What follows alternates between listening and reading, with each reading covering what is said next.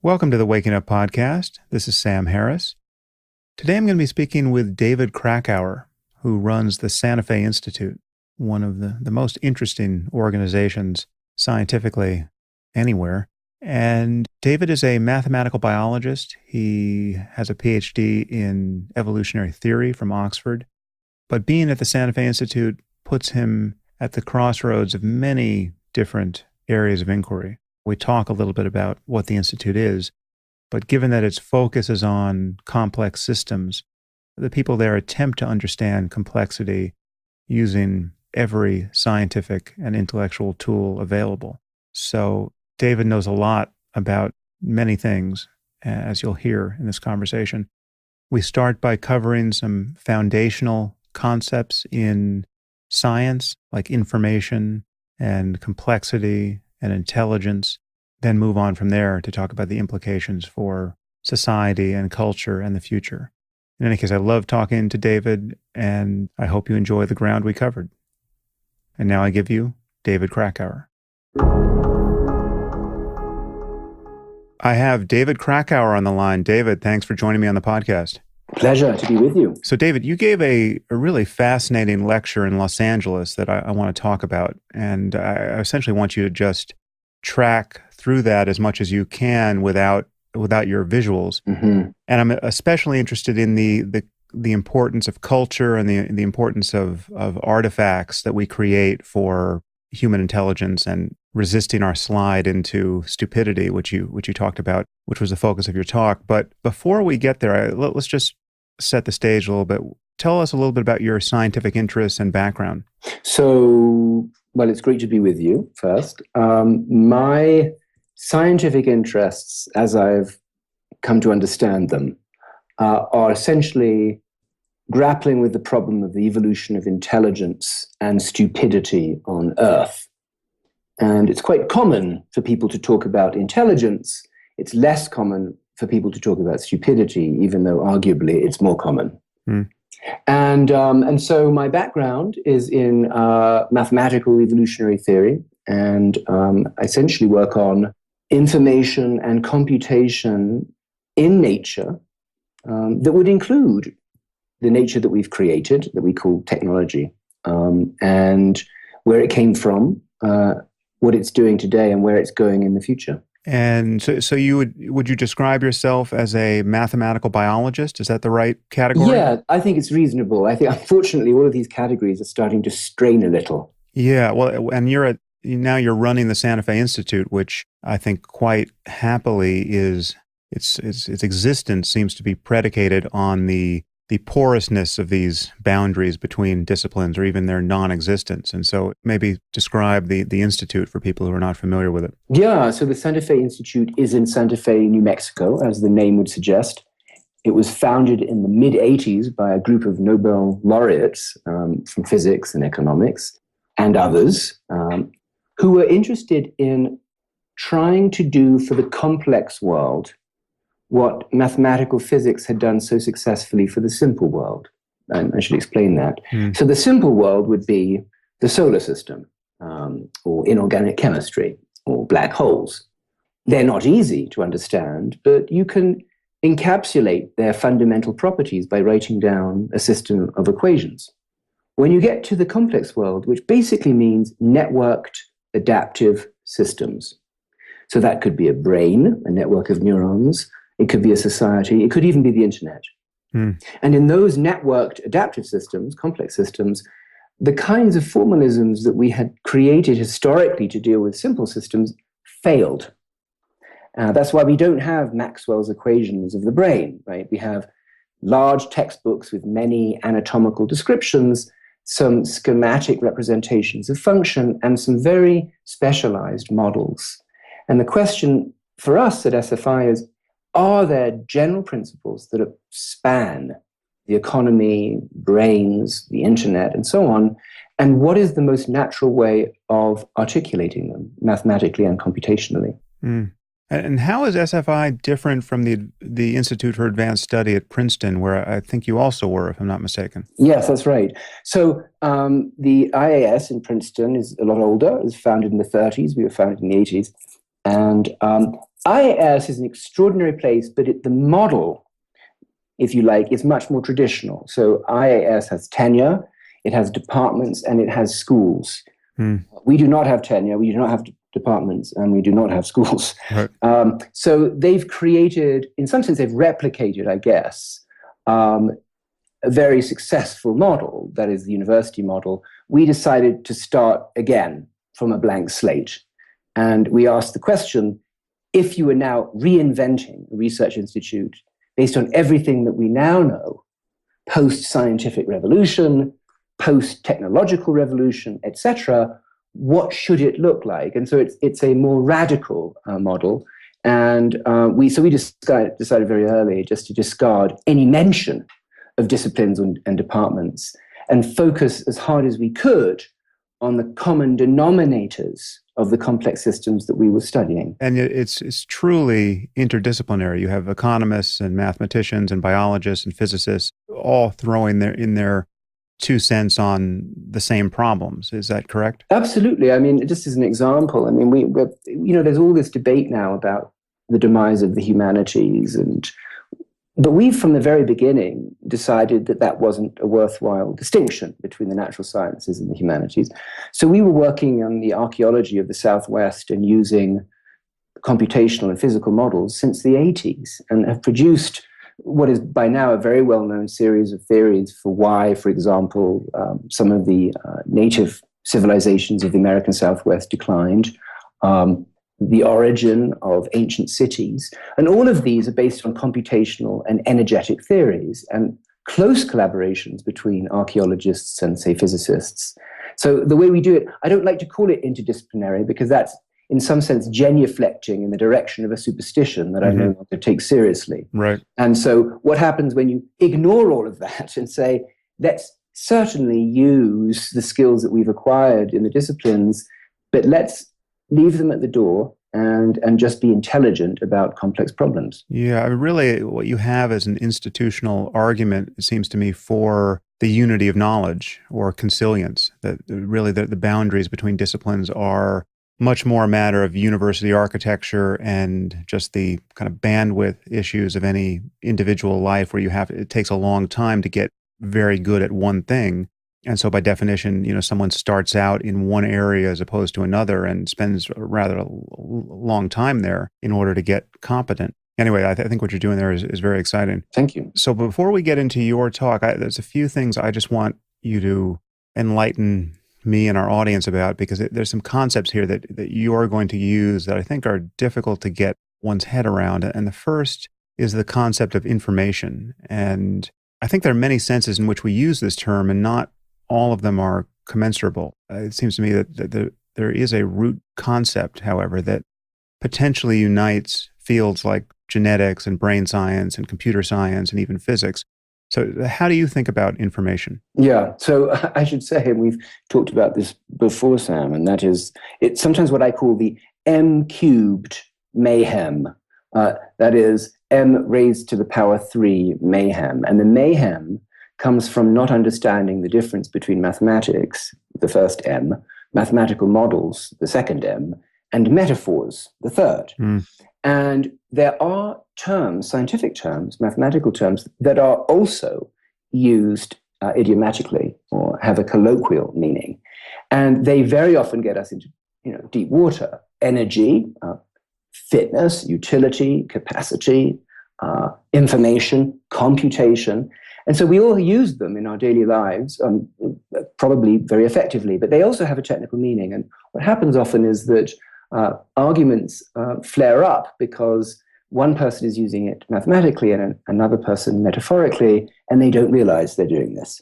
So that's the first point to make. And they're all valuable. I don't mean to say that there is only a mathematical definition of information, but it's worth bearing in mind that when I talk about it, that's what I mean. So that's the first point. It has a beautiful scientific storied history, starting with essentially the birth of the field that we now call statistical mechanics. And this was essentially Boltzmann trying to understand the arrow of time in the physical world, the origin of irreversibility. Why is it that you can crack and break an egg, but the reverse almost never happens? Why is it that you can burn wood into ash and smoke, but the reverse almost never happens? And he created in the 1870s a theory called the H theorem, where he essentially had in mind lots of little billiard balls bumping into each other chaotically. He called it molecular chaos. And through repeated collisions, you start with a fairly ordered billiard table, but at the end, they're distributed rather randomly all over the table. And that was Boltzmann. And he thought maybe the underlying molecular structure of matter was like lots of little billiard balls, and the reason why we observe certain phenomena in nature as irreversible is because of molecular chaos. And that was formalized later by a very famous American physicist, Josiah Willard Gibbs.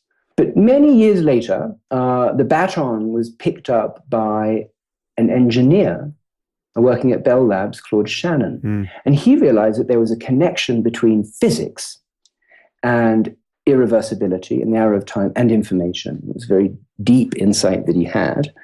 And before explaining how that works, what did Claude Shannon do? He said, look, here's what information is. Let's say I want you to navigate from one part of a city to another, from A to B, in a car. I could just drive around randomly. It would take an awful long time to get there, but I might eventually get there. Alternatively, I could give you a map or driving directions, and you'd get there very efficiently.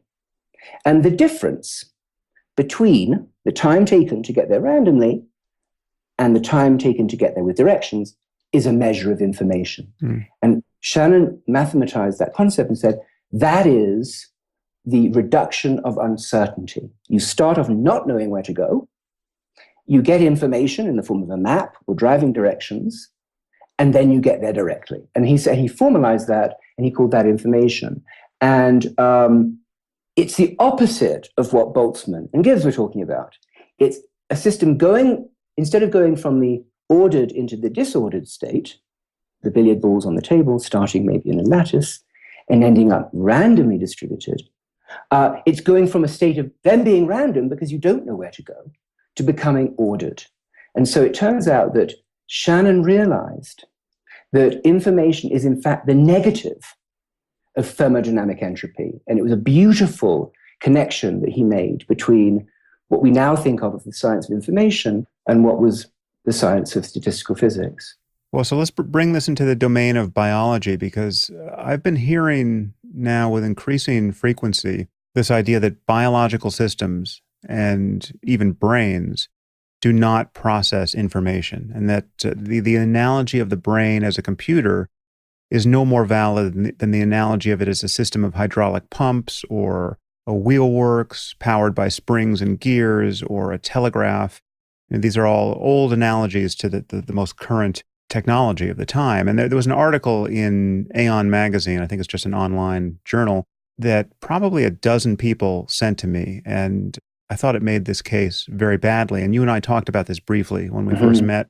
Yes. Now, it seems to me, no one, to my knowledge, thinks that the brain is a computer in exactly the way our current computers are computers. We're not talking about von Neumann architecture in our brains. Yes. But the idea that it doesn't process information at all, and the idea that the claim that it does is just as crazy as claiming that it's a mechanism of gears and springs, strikes me as fairly delusional. But I keep meeting people who will argue this, and some of them are very high level in the sciences. So I was hoping we could talk a little bit about the ways in which biological systems, in particular brains, encode and transmit information. Yes. So this takes me right back to my M-cubed mayhem, because that's a beautiful example in that paper of the author not knowing the difference between a mathematical model and a metaphor.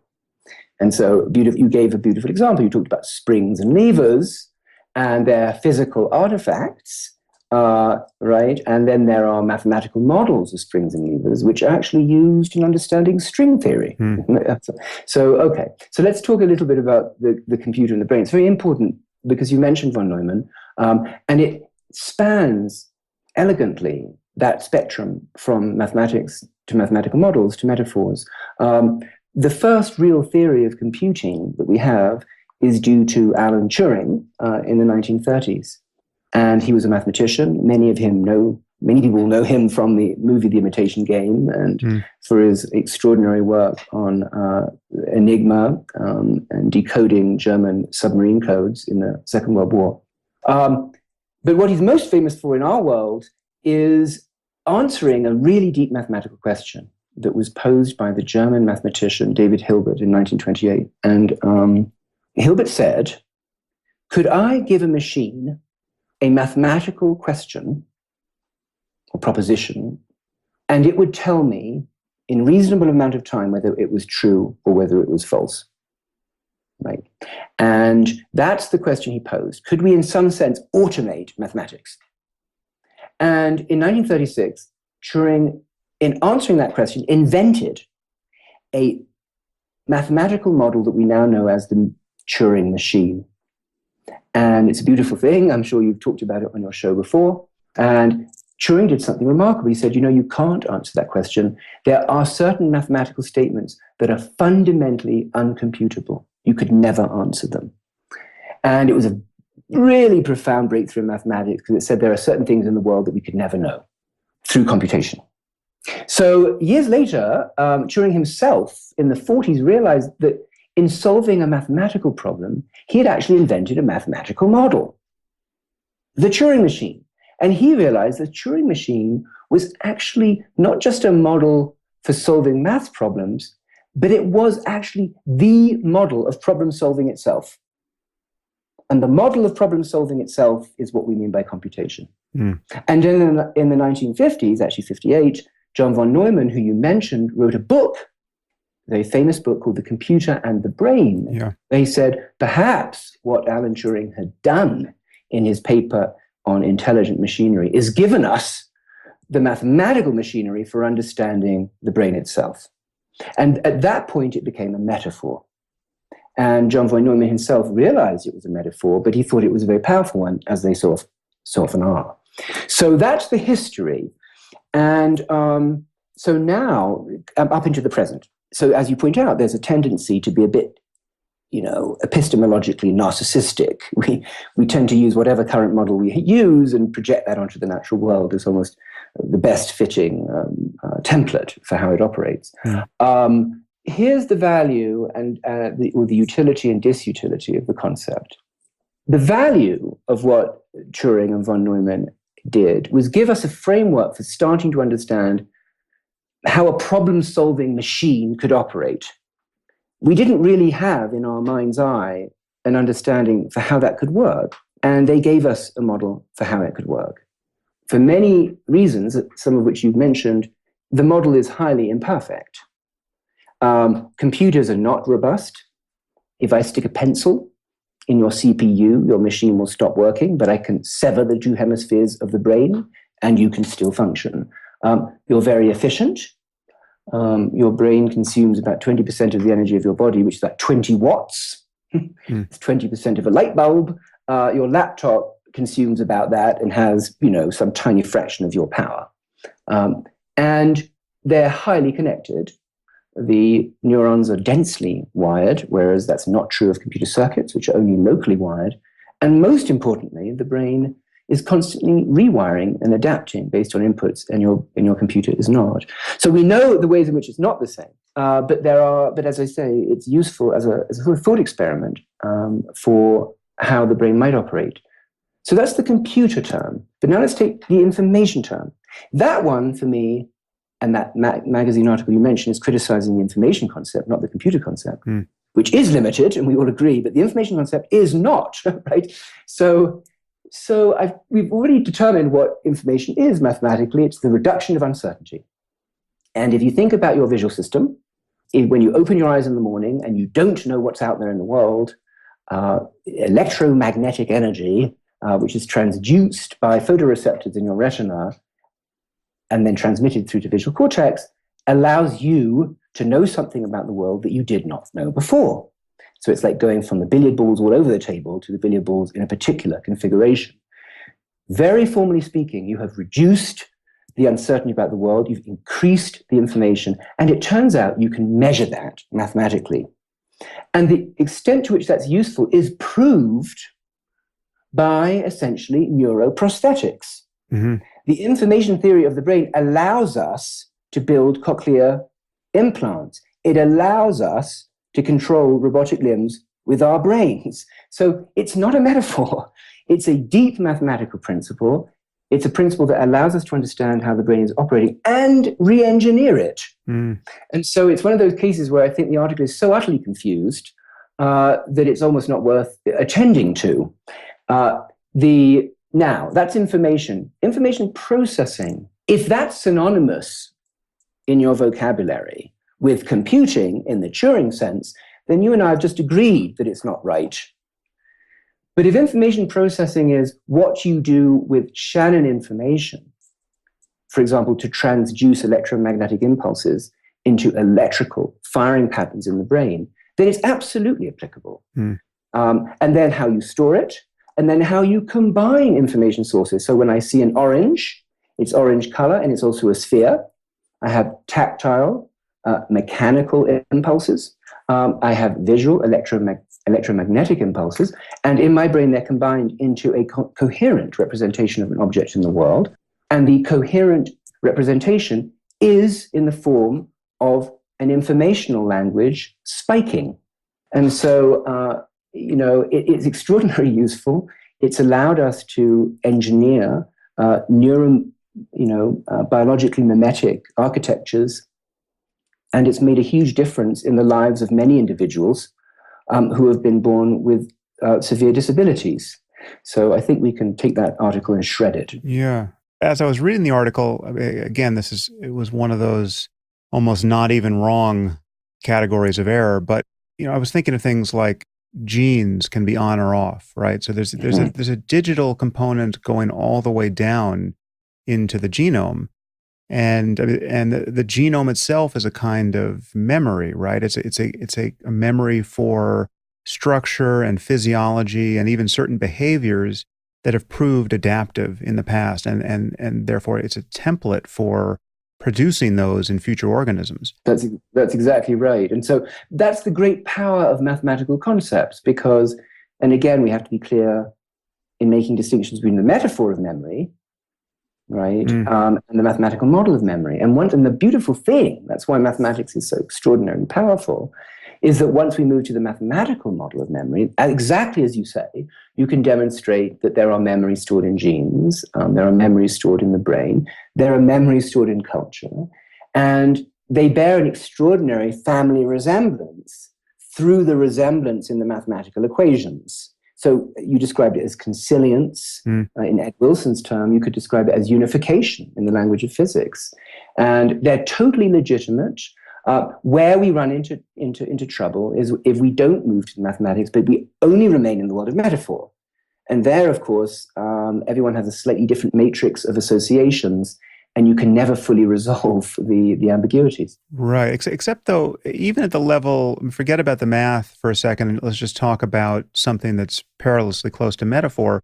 We are simply talking about cause and effect relationships that, in this case, reliably link inputs and outputs, right? So there is just even in that article, he was talking about the nervous system being changed by experience. He just didn't want to talk about the resulting changes in terms of memory or information storage or encoding or anything else that suggested an analogy to a computer.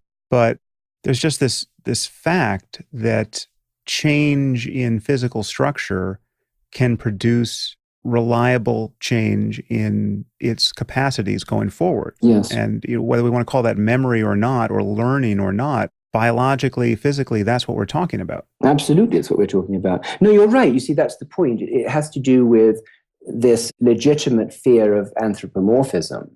And I think that what we do in these sort of more exact sciences is try and pin down our definitions so as to eliminate some of the ambiguities. They never go away entirely. But my suspicion, Sam, is that the author of that article will simply find a language that doesn't have its roots, if you like, in the world of information, and apply these new terms, but we would realize if we read it through thoroughly that they were in fact just synonyms.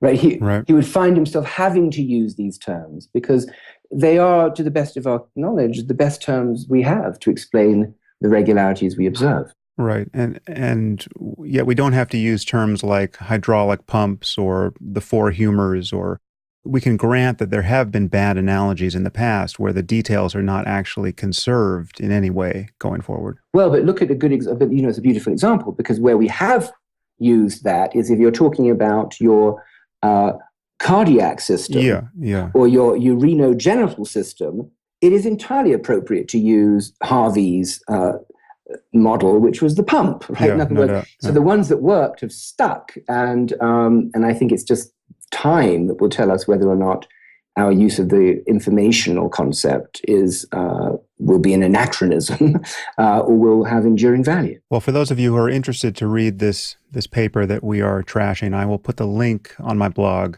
beneath where I embed this podcast.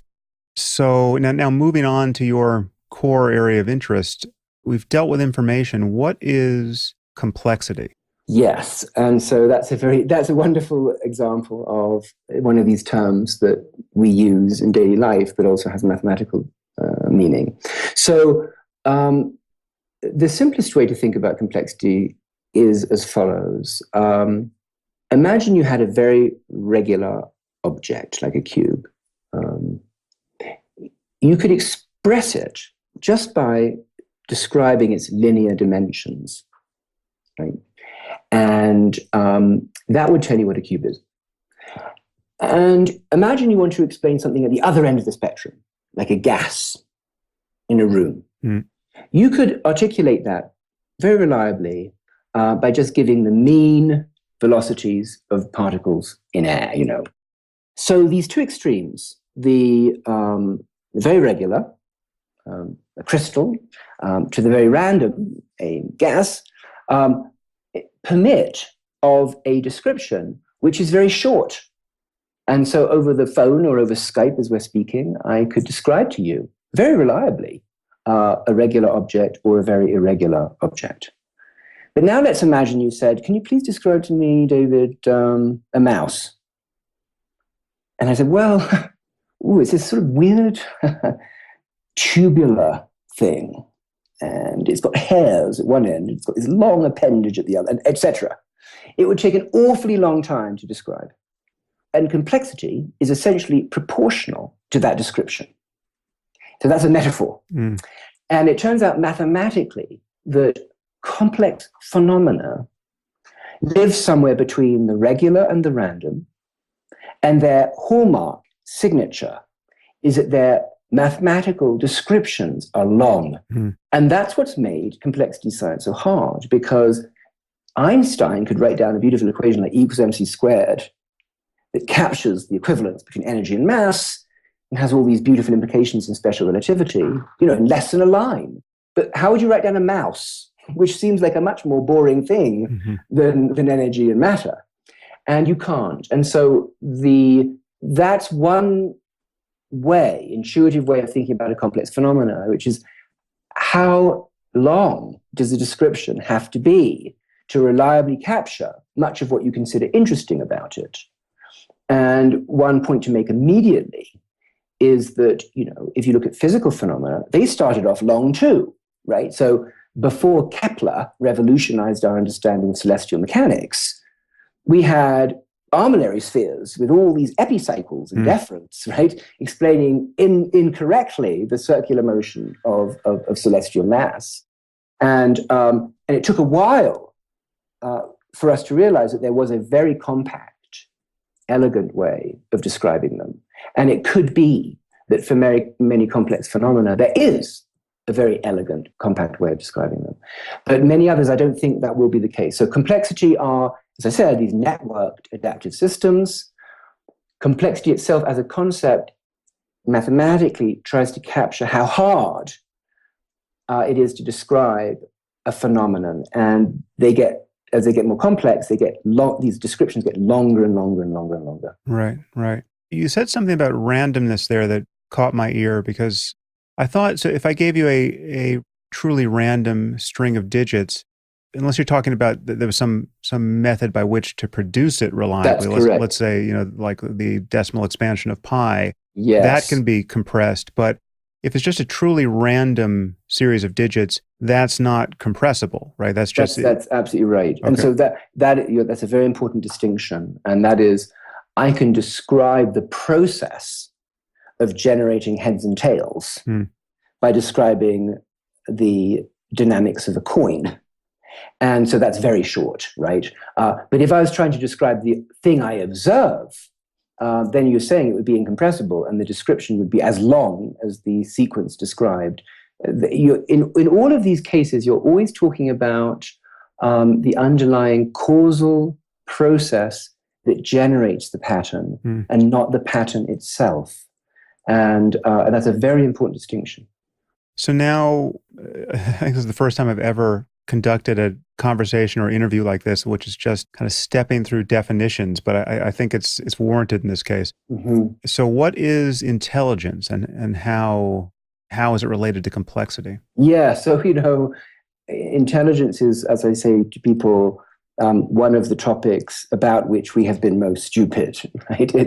And in so many ways, and we probably shouldn't get into it, not least that it is the topic about which we are least evolutionary, right? Because all of our definitions of intelligence are based on measurements that can only be applied to humans, and by and large, humans that speak English or what have you. So it's one of those areas that's been extremely foolishly pursued. So I don't mean an IQ test, okay? Because the IQ test is not interesting if you're trying to calculate the intelligence of an octopus, which I would like to know, because I believe in evolution, and I think that we need to understand where these things come from, and just having a definition that applies to one particular species doesn't help us. So what is it? And we've talked about entropy and computation, and they're going to be the keys to understanding intelligence. And so let's go back to randomness. The examples I like to give is the Rubik's Cube, because it's just a beautiful little mental metaphor. If I gave you a cube and I asked you to solve it, and you just randomly manipulated it, since it has on the order of 10 quintillion solutions, which is a very large number, you basically, if you were immortal, would eventually solve it. But it would take the lifetime of several universes to do so. That is random performance. Stupid performance is if you took one face of the cube and you just manipulated that one face and turned it, rotated it forever. And as everyone knows, if you did that, you would never solve the cube if you weren't already at the solution, right? And it would be an infinite process that would never be resolved.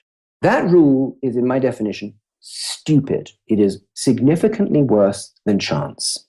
Now let's take someone who's learned how to manipulate a cube and is familiar with various rules.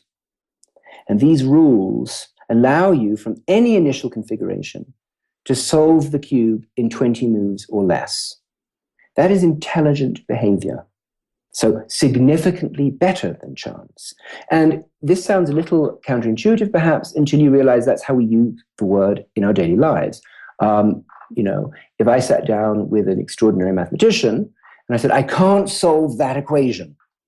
And they say, well, no, it's easy. Here, this is what you do. And you look at it, you say, oh, yes, it is easy, right? You made that look easy. That's what we mean when we say someone is smart. They make things look easy. If, on the other hand, I sat down with someone who was incapable and they just kept, dividing by 2, for whatever reason, I'd say, what on earth are you doing? What a stupid thing to do. You'll never solve the problem. What a foolish thing to do. What a inefficient thing to do. Right? So that is what we mean by intelligence. It's the thing that we do that ensures that the problem is very efficiently solved, and in a way that makes it appear effortless. And stupidity is a set of rules that we use to ensure that the problem will be solved in longer than chance or never, right? and is nevertheless pursued with alacrity and enthusiasm. And so now we're getting closer to the actual substance of the lecture you gave that I want you to recapitulate part of here, because I just found it fascinating. And I mean, you can recapitulate as much as you want to of it, but I'm in particular interested in the boundary line you drew between biology and culture, and the way in which culture is a machine really for increasing our intelligence. And then you at some point express some real fear that we are producing culture or stewarding our institutional intelligence in a way that is actually making us biologically or personally less intelligent, perhaps to a dangerous degree in certain circumstances. So if you could just get us there at this point. Yeah, so this is a little bit of a lengthy narrative. I'm going to try and compress it. I'll make it as least complex as possible. So, most of us are brainwashed to believe that we're born with a certain innate intelligence, and we learn things to solve problems, but our intelligence goes basically unchanged, right? And you hear this all the time in conversations. They'll say, that person's really smart, it's just they never worked very hard and they didn't learn very much. Whereas that person's not very smart, but they learned a great deal and it makes them look smarter, that sort of thing. And I think that's absolute rubbish. So I think there's a very real sense in which education and learning makes you smarter. So that's sort of, in some sense, my premise. But just stop there for a second. You wouldn't dispute, though, that there are differences in what psychologists have come to call G, so general intelligence, and that this is somehow not necessarily predicated upon acquiring new information. I would dispute that. So you think that yes. you think the concept of IQ is just useless, not just in octopi, but in people? More or less. And I should explain why. And I think, a lot of recent research is required to understand why. Let's just take an example. There are just canonical examples, the young Mozart, right? People will say, well, look, wait a minute. This is a kid who at the age of 7, had absolute pitch, and, in his teens, you could play him a symphony that he could recollect note for note and reproduce on a score, and etc., right? And surely this is an individual who's born. And what we now understand, of course, is that his father was a tyrant who from an extraordinarily young age drilled him and his sister in acquiring perfect pitch, in the subtleties of musical notation, and consequently he was able to acquire very young characteristics that normally you wouldn't acquire later, because normally you wouldn't be drilled. And in fact, more and more studies indicating that if you subject individuals to deliberative practice regimes, they can acquire skills that seem almost, extraordinary. Let's take G and the IQ in general. So we now know that what it really seems to be measuring is working memory. And many working memory tasks are correlated, and they live on this low-dimensional space that we call G. And now, one of the classic studies was the number of numbers that you could hold in your head, right? In other words, I recite off a number of numbers, and I ask you to remember them, and 10 minutes later I ask you, you're not allowed to write them down, but what you do is you replay them in your mind. And people could do 10, maybe they could do 11, and this was considered to be some upper limit on our short-term memory for numbers. And yet a series of experiments have now been studied where, through very intelligent and ingenious means of encoding numbers, we have people now who can remember up to 300. And these are individuals, by the way, who at no point in their lives ever showed any particular extraordinary memory capacity. And so the evidence is on the side of plasticity, not on innate aptitudes. And to the extent that IQ is fundamentally measuring working memory, we now know how to start extending it. So that's an important point. I wouldn't deny that there are innate variations. I mean, I am not 6'5", I'm not even 6 foot, and so I will never be a basketball player. And so there are functions in the world that are responsive to variation that looks as if it's somewhat inflexible. But in the world of the brain, given that it is not a computer and the wiring diagram is not fixed in the factory, but actually adapts to inputs, there's much more hope that the variation is, and in fact evidence, that the variation is much greater than we had thought. So the plasticity and trainability can just ride atop variation that exists that is innate. So, I mean, you could have differences in aptitude with and without training. But that's exactly right. And I think, Sam, that's precisely true. And I think the open question for us is how much of that, if you like, innate Lego material is universal, right? Whereas how many of those pieces had already been pre-assembled into little castles and cars, which we then could build upon. And I think that are some people arriving on the stage with an advantage is actually not known. And I think all I'm reporting is that the current deliberative practice data suggests that that's less true right. than we thought it was. That's the point. Right. Well, which puts the onus to an even greater degree than most people would expect on culture and on what you do with your time and on parenting and all of this machinery that is outside any individual brain, which is in a very material sense augmenting its intelligence. And so take us into that direction. Yeah, so that's a very important point. So that's why that connection is important to make. So now we've basically understood what intelligence is, what stupidity is. We understand that we are flexible to an extraordinary degree, maybe not infinitely so. And as you point out, the inputs then become much more important than we had thought in the past. And so let's now move into intelligent, or what sometimes gets called cognitive artifacts. So here's an example. Your ability to do mathematics or perform mathematical reasoning is not something you were born with. You did not invent numbers. You did not invent geometry or topology or calculus or algebraic geometry or number theory or anything else for that matter. They were all given to you if you chose to study mathematics as a class, in a class.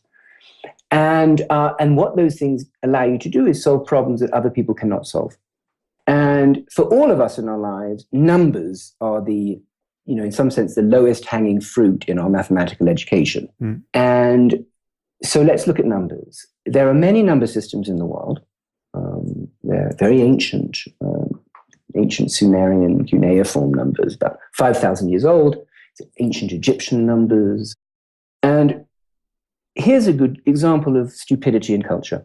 Western Europe, for 1,500 years, used Roman numbers, Roman numerals, from about the 2nd century BC to about 1500 AD, towards the end of the Holy Roman Empire. And Roman numbers are good at measuring magnitude, the number of objects, but terrible for performing calculation. So adding to, what's x plus v? What's x 1 multiplied by 1v, and so on. It just doesn't work. And yet, for 1,500 years, the human brain opted to deliberate over arithmetic operations using Roman numerals that don't work. And the consequence of that is that Europeans, for much of their history, could not divide and multiply. And it's an extraordinary thing, because it's unbelievably stupid. And it's unbelievably stupid when you realize that in India and Arabia, they had a number system, started in India, moved to Arabia, that was available from about the 2nd century, that is the one that we use today, that would effortlessly be able to multiply and divide numbers. And so that's a beautiful example of the interface between culture and our own reasoning. And the reason it's so intriguing is because once I've taught you a number system, like the Indian Arabic number system, base 10 number system, you don't need the world anymore. You don't need paper anymore to write it down. You can do these operations in your mind's eye. And that's what makes them so fascinating. And I call that kind of object that was invented over the course of centuries by many, many minds, complementary cognitive artifacts. And their unique characteristic is not only do they augment your ability to reason, in the form, for example, of multiplying or dividing, but when I take them away from you, you have in your mind a trace of their attributes that you can deploy. And that, it's interesting, that's probably what's new in thinking about the evolution of cultural intelligence. For a long time, psychologists, cognitive scientists, archaeologists have understood that there are objects in the world that allow us to do things we couldn't do otherwise, right? I mean, a fork, right? Or a scythe, right? Or a wheel, it's been understood. But there is a special kind of object in the world that not only does what the wheel and the scythe and the fork does, but it also changes the wiring of your brain so that you can build in your brain a virtual fork or a virtual scythe or a virtual wheel. Of course, not those, but... And that is, I would claim, by the way, the unique characteristic of human evolution. Wouldn't you put language itself into this category? Absolutely, I would. Absolutely, I would. The reason I separate them, by the way, is that many people erroneously assume that the other examples are derivative of language. Most famously, mathematics. It was thought up until quite recently that mathematical reasoning depended on linguistic reasoning, and that, in fact, it was just a special form of it. We now know that's not true. And in fact, that both humans and non-human primates are capable of representing number equally well. And in fact, humans, when they perform mathematics, are not using the linguistic parts of their brain, but the parts of their brain that represent number that we share with non-human primates. Right. So what else would you put in this list of cognitive artifacts? So the complementary cognitive artifacts, the things that have that desirable property that I mentioned, numbers. The other example that I'm very enamored of is the abacus. And the abacus is a device for doing arithmetic in the world with our hands and eyes. But expert abacus users no longer have to use the physical abacus. They actually turn out to create a virtual abacus in the visual cortex. And that's particularly interesting because a novice abacus user like me or you, we think about them either verbally or in terms of our frontal cortex. Very inefficient. And we have to really deliberate over how to do a very basic sum. But as you get better and better and better, the place in the brain where the abacus is represented shifts. And it shifts from language-like areas, like Broca's areas, to visuospatial areas in the brain. And so it really is a beautiful example of an object in the world restructuring the brain in order to be able to perform a task efficiently, in other words, by my definition, intelligently. Maps are a beautiful example of this. So let's imagine we don't know how to get around a city. Over the course of centuries or decades or years, according to the scale, many people contribute towards the drawing a very accurate map. But you, in one generation, can look at that map, and if you sit down and pore over it, you can memorize the whole damn thing. And you now have in your mind's eye what took thousands of people, thousands of years to construct.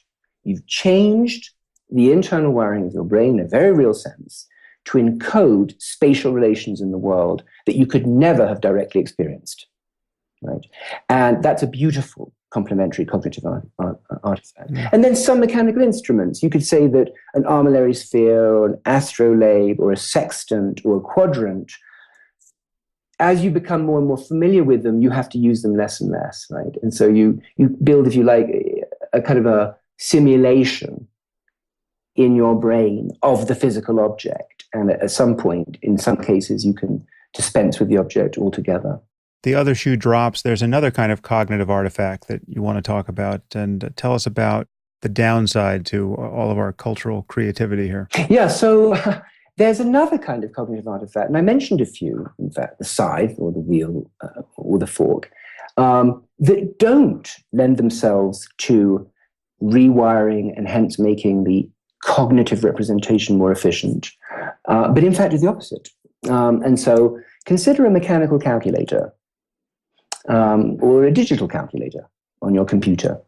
It augments your intelligence in the presence of the device. And so me and my phone are really smart, right? Mm. But if you take that away, you're certainly no better than you were before, and you're probably worse because you probably forgot how to do long division because you're so dependent on your phone to do it for you. Now, I'm not making a normative recommendation here. I'm not saying we should therefore take the phones of people away from them and force them to do long division. I'm simply pointing out there's a difference. And the difference is that these, what I call competitive cognitive artifacts, don't so much amplify human representational ability, but replace it. Another example that everyone's very enamored of now, rightly, are classifier systems and machine learning. And so we have this beautiful example recently of AlphaGo, a deep belief neural network being trained to beat an extraordinary ninth dan Go player. That machine is basically opaque even to its designers. And it replaces our ability to reason about a game. It doesn't augment it. Another example would be the car. The automobile is one of my favorites because an automobile clearly allows us to move very quickly over an even surface. And we are utterly dependent on them, especially here in the Southwest where I live. But if you took it away, I would be no better than I was before, and probably I would be worse because I would be unfit. I've been so accustomed to sitting in a car for a long time.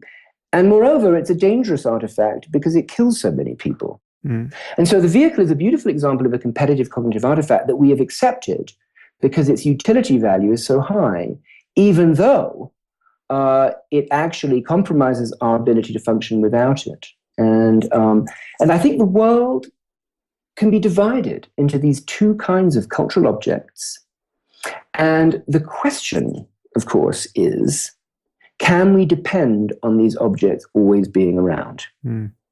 So in the case of the competitive cognitive artifact, if we cannot, then we should worry, right? Because when they're taken away, we'll probably be worse off than we were before. The car is an interesting example because it's just about to do the next iterative leap into being competitive with self-driving cars. So you can easily envision a time when self-driving cars are the norm because they're much safer than ape-driven cars. And yet that will probably be a time, almost certainly, where people's driving skills will have atrophied to the point of virtual non-existence, so that you couldn't take over, even if you certainly couldn't be counted upon to take over in any competent way once we've lived with these, in the presence of this technology long enough. That's absolutely right. And it's interesting because the driverless car does several things at once. One is it eliminates the leg. Mm. And the second thing is it eliminates our map-making ability because you don't have, right? And so on. So it actually assaults several cognitive capacities at once. And I really think the debate that we need to be having, and this is where I've been somewhat frustrated by all of the singularity debate or the AI doom and gloom debate, because the argument that seems to be playing out in tech circles is, will we create a machine that will turn around and say, you expend too much energy, you have a disrespect for the environment, I'm going to make you a battery. Right? Mm. The Matrix nightmare. Mm. Whereas the real discussion that we should be having is, that might be a discussion in 100 years' time, but the imminent and practical debate is what to do about competitive cognitive artifacts that are already leaving an impression on our brains that is arguably negative. And when I have a discussion with someone about this topic, as a rule, the only recourse that they have, and it's totally reasonable, is they're not going away. Mm. But there's something else that hasn't been mentioned here, and this is really interesting, which has to do with the complex system of the brain and the domino-like effect and interconnectedness of representational systems. So it's been known, for example, for a long time, that the abacus, if you become competent at the abacus, you're not just competent at arithmetic. It actually has really interesting indirect effects on linguistic competence and geometric reasoning generally. And so it doesn't have a firewall around it such that its functional advantages are confined to arithmetic. And in fact, I think that's generally true for all interesting complementary cognitive artifacts. So if I give you a fork or chopsticks or a knife, it's true, you're better able to manipulate and eat your food. But you also develop dexterity. And that dexterity can be generalized to new instances.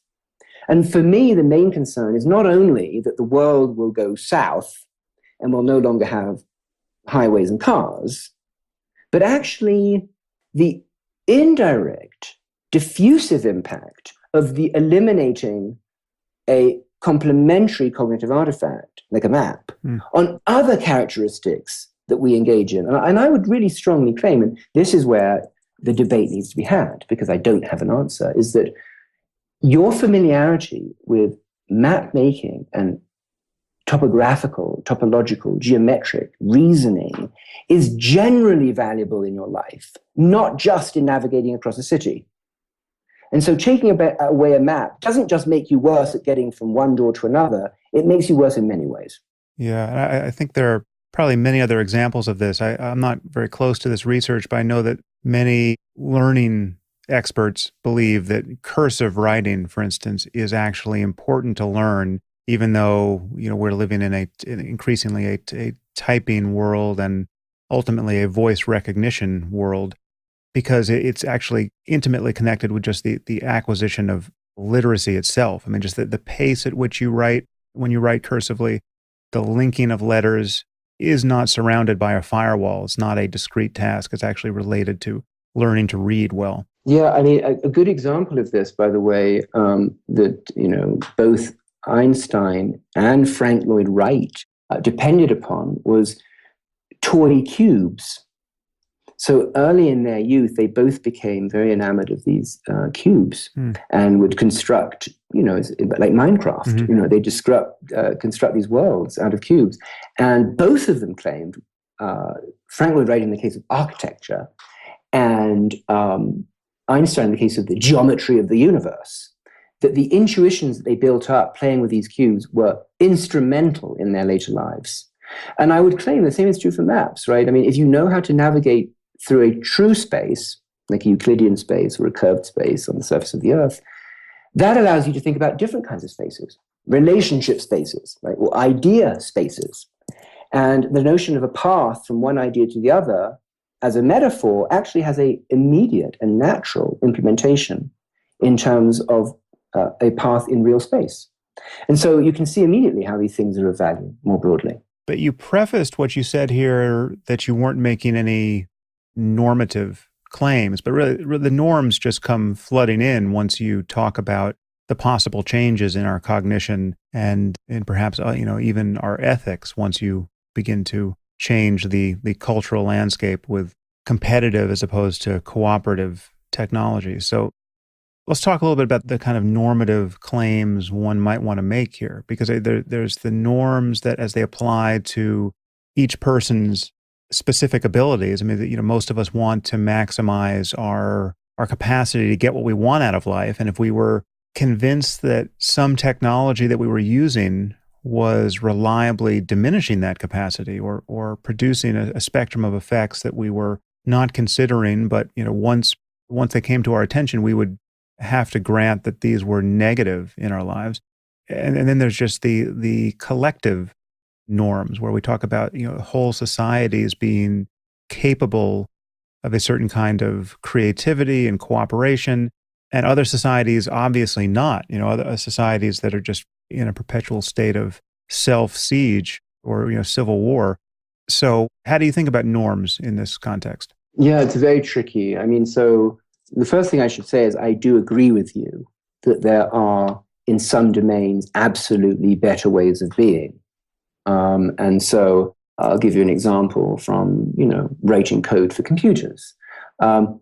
Imagine that we still had to write with punched cards I mean, there would be no word processor, right? Mm. So the idea of taking a typewriter and connecting it to a computer was an extraordinary invention, right? And led to word processors and everything else.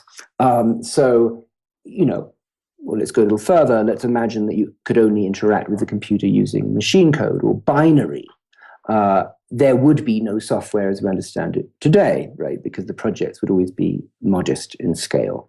And so the evolution of computer languages that allowed us to efficiently write code for machines was extraordinary and is responsible for the world that we live in today, including DeepMind, AlphaGo, etc.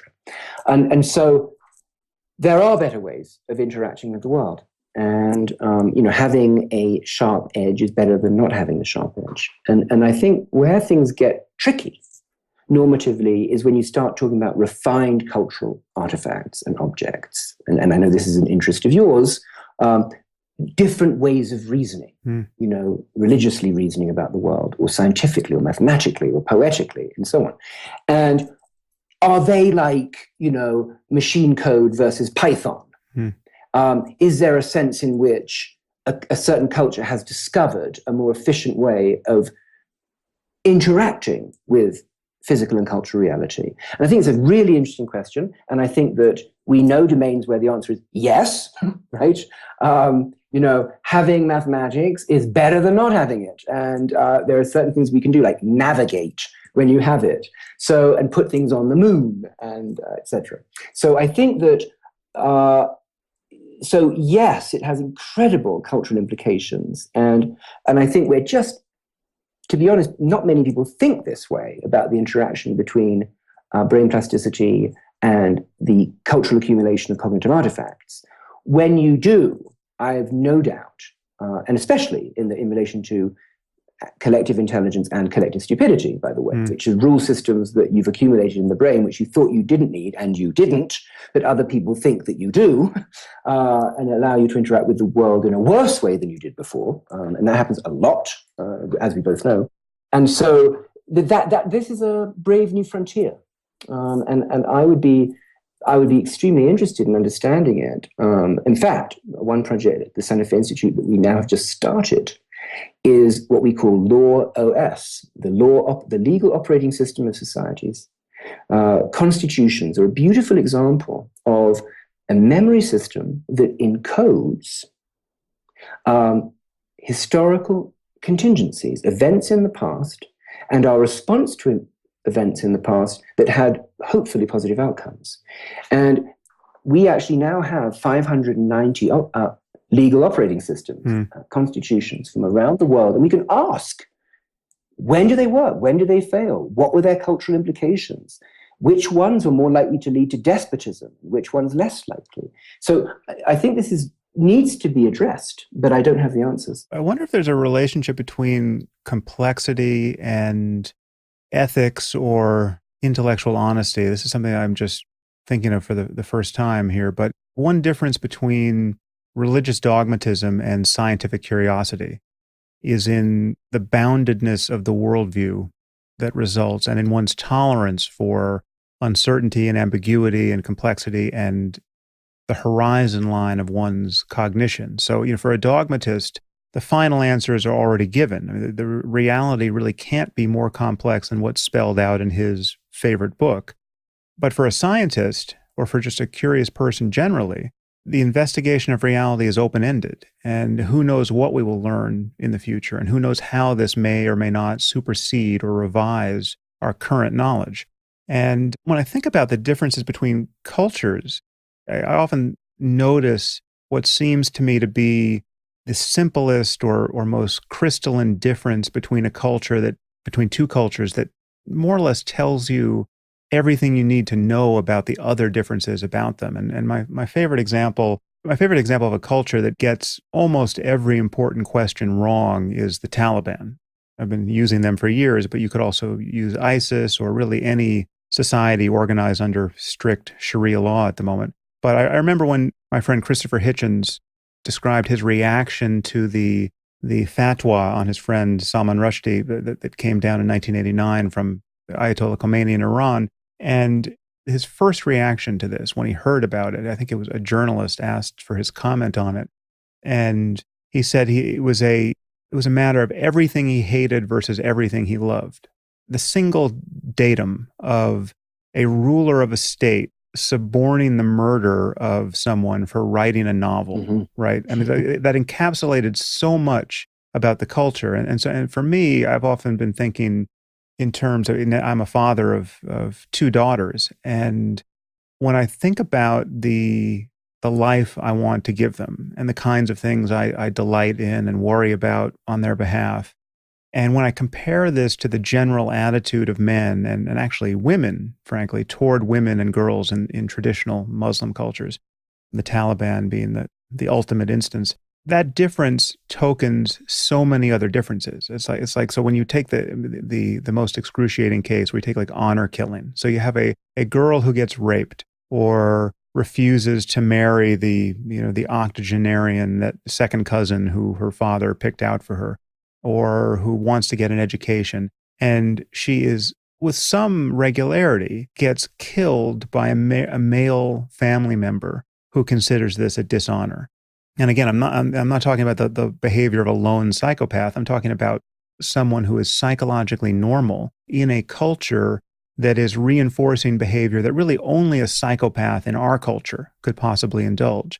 And so there's this single difference, the treatment of women and girls, that I think tells us almost everything we need to know about the likely differences at every other level, intellectually and ethically, in that culture. I mean, so we know a lot about what that culture is not going to do if it considers it a major priority to keep half of its population illiterate and living in cloth bags, as is the case under the Taliban. I would too. So just in relation to this discussion, I'd say maybe two things.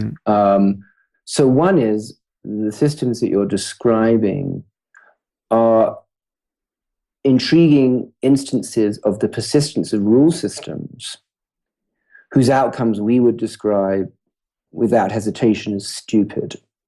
And certainly in relation to the treatment of human beings. And so that is, for me, a genuine scientific problem, which is, I happen to know, as you do, that many people in those societies are deeply unhappy. And these rule systems are imposed upon them. And so why is it they're so persistent? Right? And now, by the way, in Western society, let's be clear, I mean, in women didn't have the vote until, the late 20th century. So we weren't that much better, but we realized the error of our ways. So that's one. And the second is the implication that I've already described, which is that the rule systems leave an imprint on your reasoning in a very tangible form. And so if you are encoding a cultural form that is, hateful or intolerant, just like the abacus is leaving an imprint in how you reason, this is leaving an imprint in how you think about the world. Yeah. And so that's point one, and I think that's really important and challenging.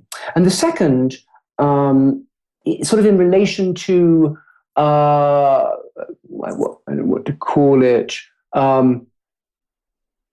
what I guess would distinguish a scientist from someone who has an orthodoxy. I mean, I guess it's enshrined in Richard Feynman's quote or definition of a scientist as someone who believes in the ignorance of experts.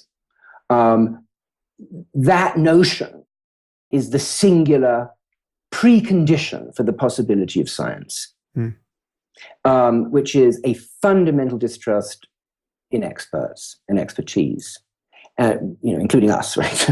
And that's such an interesting concept that the rule system, the meta rule that allowed for the possibility of the scientific revolution, was my first response to any utterance is skepticism. And that has something to do with information, right? Which has something, as you pointed out, something to do with uncertainty. And I've often thought that cultures tend to treat symptoms, not causes. And so you've described societies that earlier societies, somewhat hostile doctrines.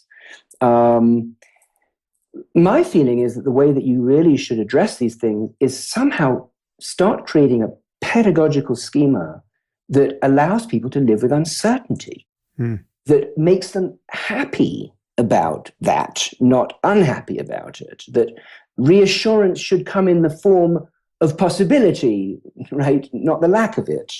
And I think that's a deeper issue, and I think it's where our educational institutions are utterly failing, because they're all symptomatically targeted, whereas what you're talking about, your notion of Hitchens' response about all that I love and all that I hate, is this deeper issue of, yes, we live in a void.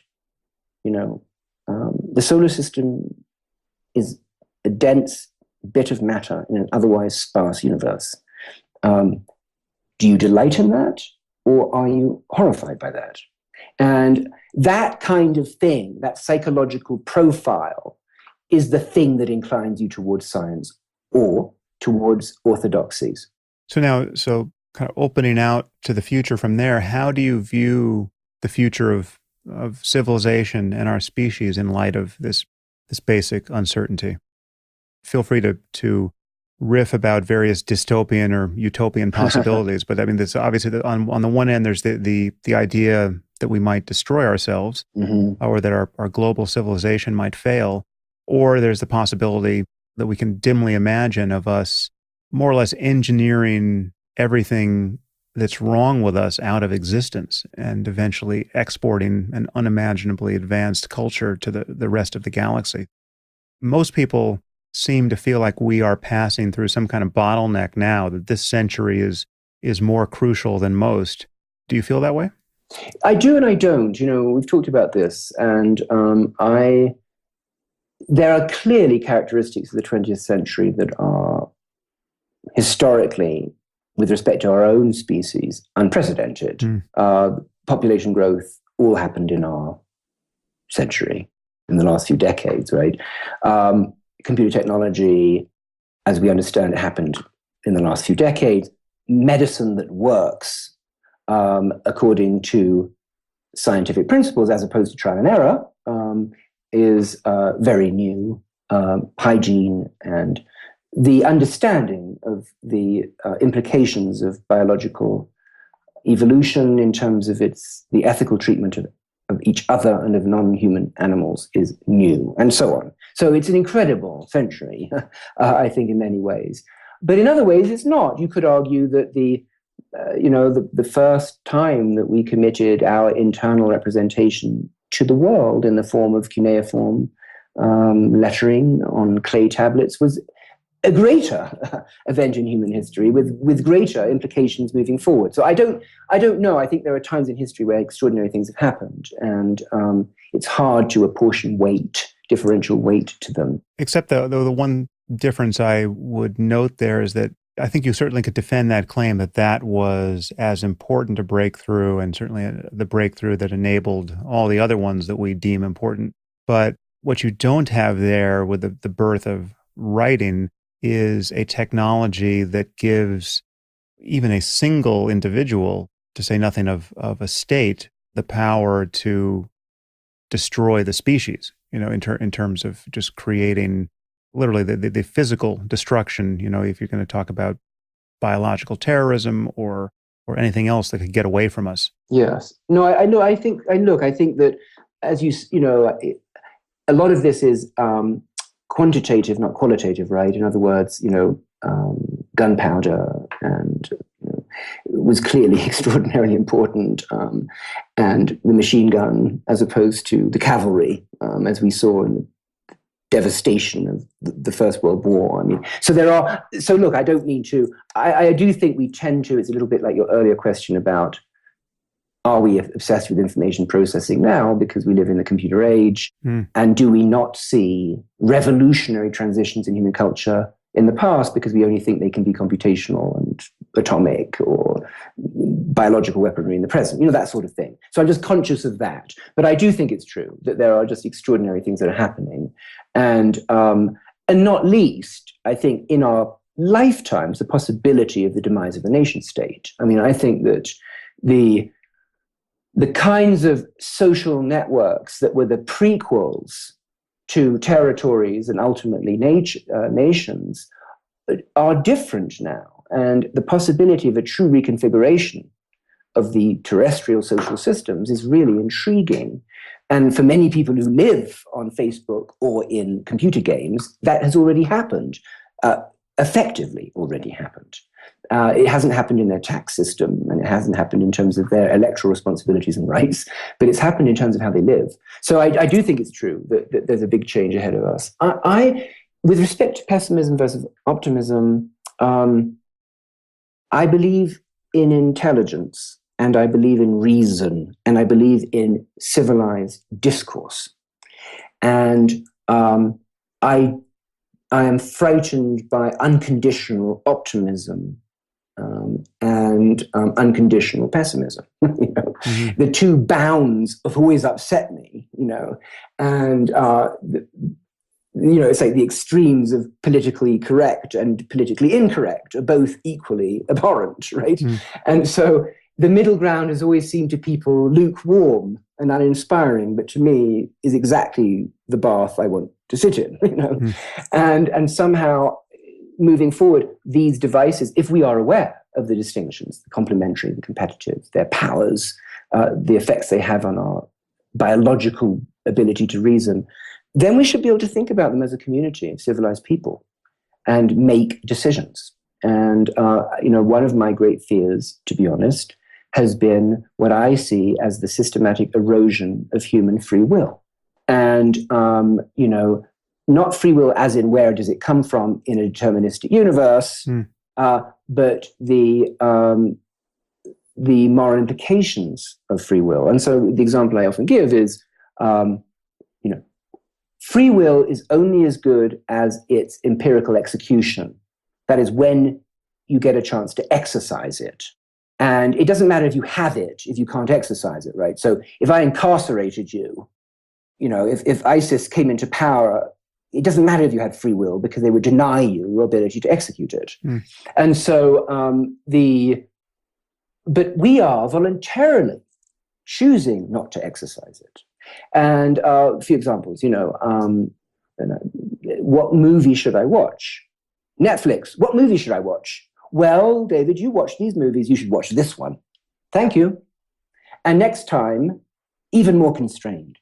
And eventually, only one, Amazon, what book should I read? Well, people just like you read books just like this. And what this is doing is, if you think about it geometrically, is it's contracting the volume of my free choice.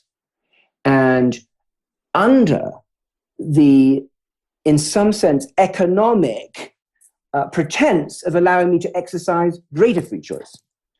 And it is absolutely true that I could say no. But it gets harder and harder and harder. And I think that, I've often imagined you could live in a world where, let's imagine I wrote an app, and I sometimes call this app Voter App. And what you do is you enter into this app your economic circumstances, where you live, your history of interests in politics, and it will tell you better than you ever could who you should vote for. And let's imagine the equivalent, a medical app. It monitors, it's sort of the iWatch version 4, right? It measures everything about your body that could be measured.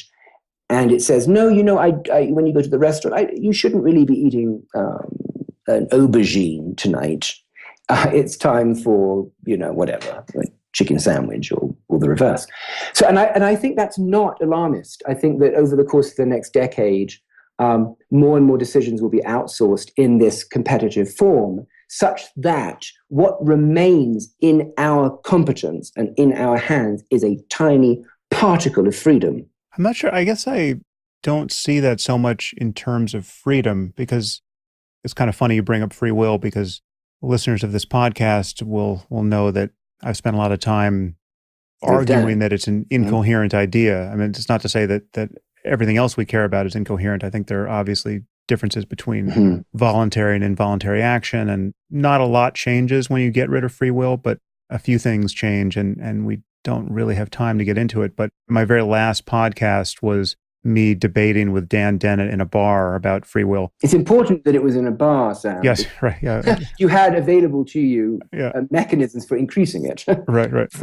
But I guess to hear those examples, I don't see it so much as a diminution in our freedom. It seems like there's certainly a siloing effect of all this, so that we are creating machinery that curates the available choices in a way that will presumably reliably give us choices that we prefer to randomness, right? So, I don't. You see, but that's precisely. Let me give you a more obvious example. I am a Western male. You're a Western male. You're probably wearing trousers and a shirt, and the sartorial options available to you are extraordinarily small. If you look at world culture, and historically, if you go to Persia and Roman Empire and China, and the way we have chosen to adorn ourselves has been incredibly diverse and fascinating. And yet, now, as Western men, we all look like clones. And I would claim you're not exercising your judgment. You're being told precisely how to dress. And where you get to exercise your judgment in is a very, very low-dimensional space of texture and color that the manufacturers of clothing, based on purely economic efficiency, have decided to give you. And I think that's what I'm thinking about. It's not, you're absolutely right. You could do a Thoreau, you could do your own version of modern civil disobedience and say, no, but it's very hard for people. And so when you ask me what I'm concerned about, it's not inevitable, it's not deterministic, but unless we choose to, in some sense, assert our individuality and our differences, constructive differences, we will, I think, inevitably become a clonal species. And not only in terms of the way we look and dress, but the way we reason. And that is, so you were asking for my dystopian singularity, that's it. The optimistic future is the one where we say enough. No more conformity, no more over-curation of what you think I should do and think, and a kind of radical assertion of diversity, a radical individuality that we somehow reconcile with a constructive communitarian drive. And I don't think we've done that historically very well. How to be as different as we can be, but be congenial with one another. And that there is a positive future for me. But I think that's the path of great labor. Yeah. I think those examples are importantly different, though. I totally take your point on dress. It never occurs to me to even want to wear a kilt or something that's not pants and a shirt. And in fact, in my own life, I take that to an even greater extreme. I mean, I am aware of just not even wanting to think about what I'm going to wear that day. So I basically have a uniform, right? I just wear. But that's the omega point, Sam. Yeah. So I'm the canary in the coal mine, sartorially speaking. But take the case of Netflix or Amazon book recommendations. So normally what would happen 20 years ago or whenever that was, is you would go into a video store, or you'd go into a bookstore, and you would just kind of walk the aisles, and it would be a fairly, leaving reading book reviews aside, but that's also another curation process. You would walk into a bookstore and just find specific covers alluring or titles alluring, and things would jump out at you or not in a way that was not at all. It was really largely a matter of happenstance, and there wasn't much information in the system to reliably promote any one among the thousands or tens of thousands of candidates for reading or viewing to your attention. And so now we have something like Netflix or Amazon, where based on your reading or watching history, based on what millions of people very much like you have rated to be incredibly enjoyable, you're getting various recommendations. Now, there's definitely, again, I see a major liability here in just getting functionally ghettoized intellectually and ethically, where we basically, this is happening online for most people, where they choose to follow on social media people they already agree with. And there's just we get really channelized, and the walls of the channel, I think, are getting higher and higher in terms of the ideas that we are exposed to. It seems to me there's... You are, Sam, just interject, because let me be very clear. I am not a Pollyanna about the past. Right, yeah. I'm not arguing, I'm saying something slightly different, which is the tools that we now possess that are so incredible should be allowing us to have freedoms that are unprecedented, not returning us to the ghettos of the past. And so I'm with you. As you say, I mean, I used to choose my albums by their covers. That wasn't necessarily the most thoughtful thing to do, although sometimes it worked. Spent a lot of time listening to Yes. Yeah, a lot of time listening to, no, that isn't the kind of cover that works for me. But yeah, exactly. So so I'm not saying the past is great. I'm simply saying that if you develop a technology that could give you incredible freedom, right? Why not use it to do that? That's the thing I'm saying. And I think what's so intriguing, right, about the history of civilization and technologies is that with every new technology that offers some increment of possibility, it comes with the greater possibility of its own negation. And so the bookstore example is a wonderful one. We were limited by our access to good bookstores, and most of them, quite frankly, were shitty, right? I mean, and they had terrible taste, and it was just endless shelves of self-help books that you would be better off helping us by keeping us warm by burning than reading. And so that's true, and I'm very conscious of that, and having Amazon is just a godsend with respect to access to books when you live in remote parts of the world. But what comes along with it is this, all-seeing eye that wants to impose, out of largely economic considerations, constraints on what you do. And it's our job to maintain the freedom of the technology. I mean, that's all I'm saying. I'm saying, let's fight the instinct of the technology to treat us as a nuisance in a machine learning algorithm that would want to be able to predict us perfectly and surprise it constantly, right? Let's surprise it. And but yes, I have very little nostalgia for the past. Well, I'm now noticing the time here, David. Let's open it up beyond the planet for a kind of a final consideration. How do you view the prospects of advanced intelligence elsewhere in the universe? I mean, do you have an opinion about the Fermi paradox? Where is everybody? Yeah. I have an opinion. I don't think it's very well informed. Yeah. I'm fascinated by this. I'm fascinated by space. In fact, I should say that we're currently working on a new festival for New Mexico called Interplanetary, which is all about the future destiny of life on Earth in the universe. So we could talk about that at great length. In terms of this calculation of life elsewhere, as you know, I mean, statistically, it's a real problem because any well-informed statistical model has to have multiple independent instances for you to make an inference. And the problem with our case is that there is only one. And so you can't reason about this question statistically, but you can reason about this question in terms of physical law and evolutionary dynamics. And from that point of view, meaning, physical law, to the extent that we can measure it, is the same everywhere in the universe.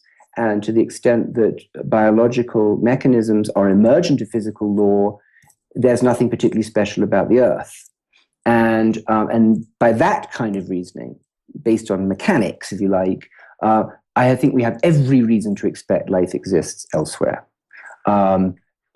But you can't reason from statistics, and and that often leads to a rather fruitless discussion. But regardless, though, of whether there is life in the universe or not beyond our own planet, we have an intellectual obligation to populate it. And so that's where I stand on the matter. I mean, why do we do what we do? And I think that if I have any kind of quasi-mythical belief system, it's something to do with expanding the sphere of reason and sympathy into the world and beyond. And if we could take the very best of what we've done and push it out into the universe, that would be an extraordinary thing. That statement that we have an ethical obligation to populate it is an interesting one, which I think will strike many people as highly non-obvious. I think it's our ethical obligations to our descendants is something that is on one level obvious, but it's not. I mean, what are our ethical obligations to people who don't yet exist? And may never exist. It's interesting to consider, and I agree that it's. I mean, if we did something that canceled the future of the species, right? If so, we know at minimum that we have intelligent life on this planet that can enjoy a range of conscious states that can be incredibly beautiful and fulfilling. And if we did something to end that process and therefore not create our future descendants, if anything is wrong, that is. I mean, it's not wrong in the sense that we are causing ourselves or anyone to suffer. I mean, we could all die. We could kill ourselves painlessly in our sleep tonight, right? So there's no suffering necessarily, but you're foreclosing on potentially billions of years of happiness and creativity of a sort that we can't yet imagine. And that would be a terrible thing to do. It occurred to me, though, that when you said that, it would be great to have a technology or a device, I mean, essentially something as simple as an abacus that allowed us to internalize a commitment to future generations in a way that we haven't. Because it's very difficult when you talk about solving a human problem that has a time horizon longer than your own near-term future or your children's future, something like global climate change. We're really bad at that. I mean, we discount the pain of the future so steeply that we cannot prioritize a centuries-long problem at all, no matter how grave it is. And if we could create some way of making a commitment to the future more reflexive and more vivid, more emotionally and ethically salient to us, and internalize that, reliably get people to think in those ways, I think that's one thing we need. I don't know what that would look like, but the conjunction of your abacus talk and your saying it would be ethically problematic not to push forward into space in future generations, that sparked that idea for me. Yeah, no, I think it's a really intriguing and important point. I would claim that one of the reasons so many of us are drawn to evolutionary thinking, to the ideas of Lyell and Darwin and Wallace, is that they do give us a sense of what time can do.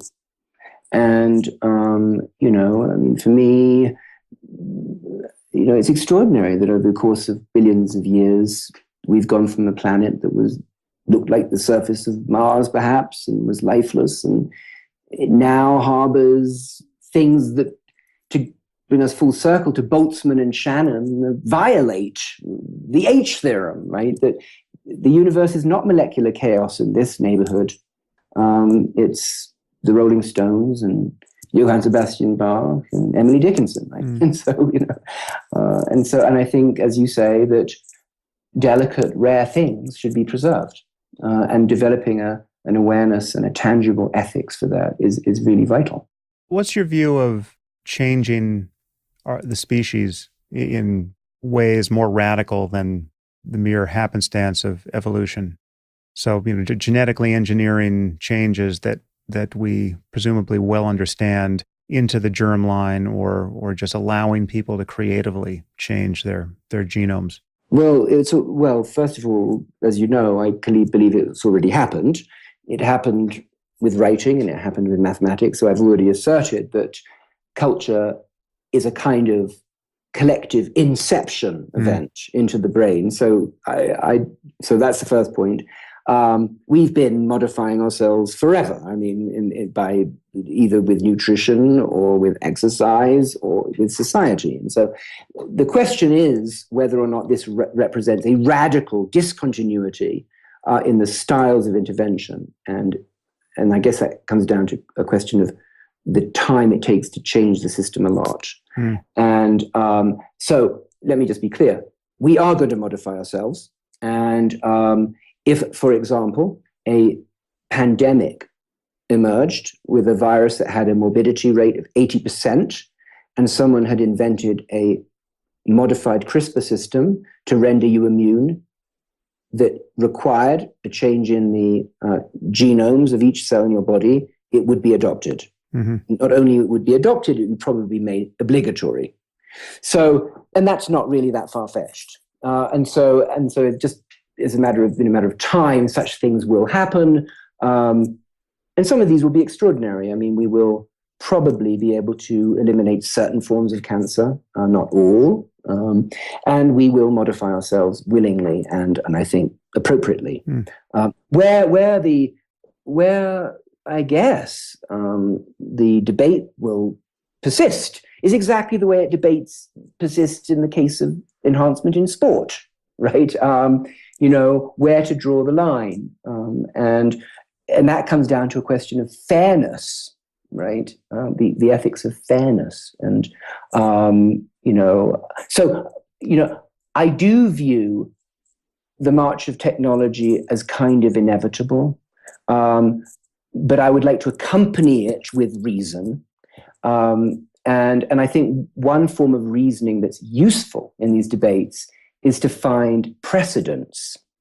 So when people talk about CRISPR, which is our currently most powerful genetic engineering technology, it's worth bearing in mind all the things that we've done already to change genetics, either naturally or unnaturally, and what we've done to our microbiome, in our diets and biochemically, which is a part of our genome, by the way, and that we are utterly dependent upon. So it always helps, I think, to create continuity in reasoning, to find prior instances that we can use to think about the future. So I guess, at some point, if we were to colonize other planets and those other planets had different masses such that the effective gravity that we experienced was greater or lower, or they had slightly different compositions of gaseous molecules in their atmosphere, we would quite willingly re-engineer ourselves.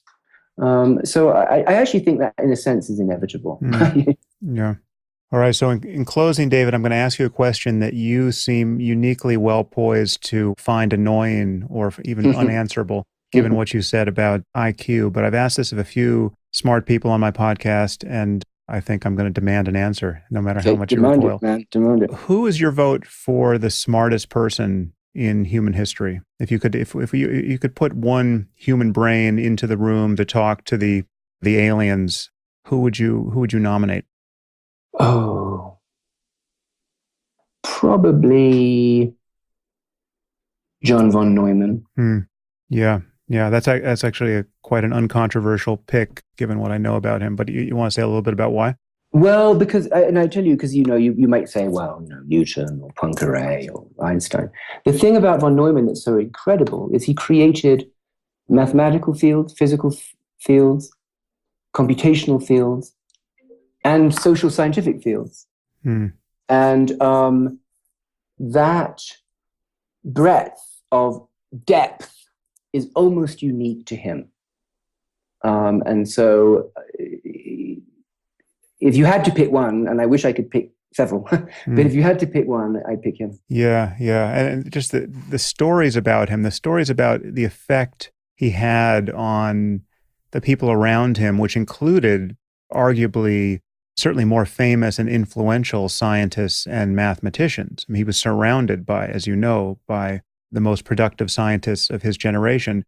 But there's so many stories about the awe in which they held his ability to grasp and creatively interact with what they were doing in real time in a way that was just mesmerizing to them. Yeah. He did, what was so incredible, right, is that not only is there game theory, which he co-invented, and areas of quantum mechanics, and then just the nuclear chain reaction stuff and meteorology. Atomic physics, exactly. Yeah.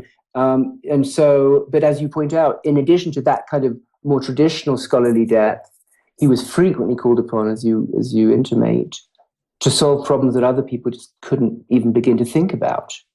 And he's such an interesting case because he was this Jewish immigrant to the United States, left Hungary, worked on the Manhattan Project, deep moral conscience. So he was a real 360, and I guess there aren't so many of them. I don't know if you had heard this story about him, but on his deathbed, apparently, he was attended by the Secretary of Defense and of all the branches of the military on the odd chance that he would say something useful about nuclear deterrence. Yes, you see. So that's quite a testament to a mathematician. Exactly. Yeah. That's right. Marvelous. Yeah. I should just say I used to live, it's a bit biased because when I was at the Institute for Advanced Study, I lived on the von Neumann Drive, which made me very proud. Yeah. So. Well, listen, David, it's been really a pleasure to talk to you, and we could go on for hours and hours. And if anything of interest happens in the world in the next few years, I will definitely invite you back to comment on it, because you're sitting at the confluence of so many interesting lines of inquiry that it's just great to hear your thoughts on more or less everything. Thank you so much. I really enjoyed it. I'd be more than happy to come back. Great. Before we go, David, I just want people to know where they can find out more about you and about the Santa Fe Institute online. Where would you direct them to? Websites and social media?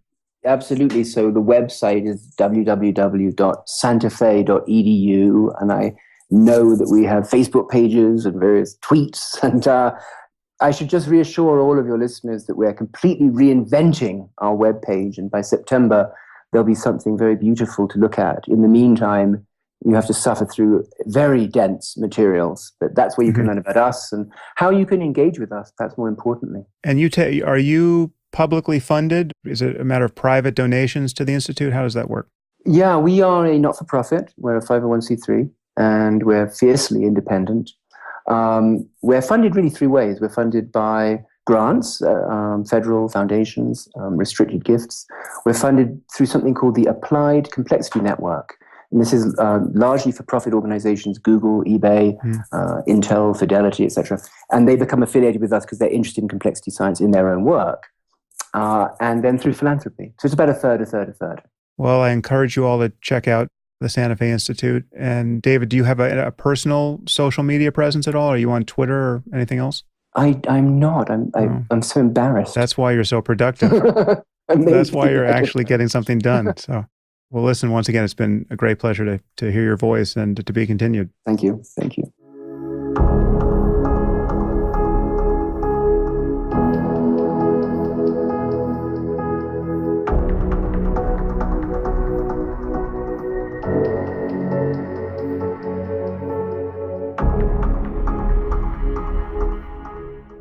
If you enjoyed this podcast, there are several ways you can support it. You can leave reviews on iTunes or Stitcher or wherever you happen to listen to it. You can share it on social media with your friends. You can discuss it on your own blog or podcast, or you can support it directly at samharris.org/support.